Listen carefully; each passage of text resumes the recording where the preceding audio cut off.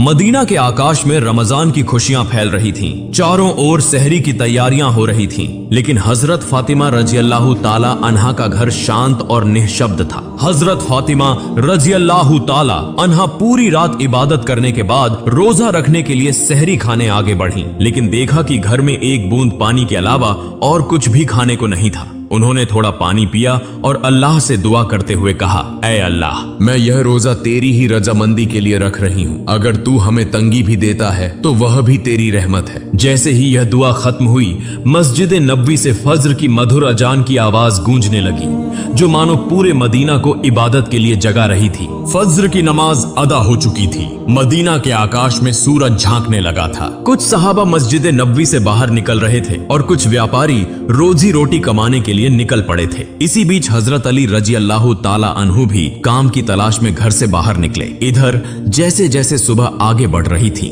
वैसे वैसे भूख की तड़प भी बढ़ती जा रही थी। हजरत फातिमा रजी अल्लाह ताला अन्हा ने भी तो पानी के अलावा कुछ नहीं खाया था, फिर भी वे घर के कोने में बैठकर अल्लाह की इबादत कर रही थीं। इसी समय छोटे हसन और हुसैन रजी अल्लाह ताला अन्हु धीरे धीरे अपनी माँ फातिमा के पास आए और मासूम आवाज में बोले, अम्मा जान, हमें बहुत भूख लगी है, हमें कुछ खाने को दो, अब तो भूख सहन नहीं हो रही। यह सुनकर हजरत फातिमा रजी अल्लाह ताला अन्हा की आंखों के कोनों में आंसू आ गए। दिल कराह उठा, लेकिन वे कुछ कह नहीं सकी। फिर भी अपने बच्चों के सामने मुस्कुराकर बोली, बेटा, यह दुनिया तो बस एक इम्तिहान है, थोड़ा सब्र करो, इंशाअल्लाह तुम्हारे अब्बा जान कुछ खाना लेकर आएंगे। यह सुनकर छोटे हसन और हुसैन रजी अल्लाह ताला अन्हु खुश होकर वहां से चले गए, लेकिन वे भी इफ्तार का इंतजार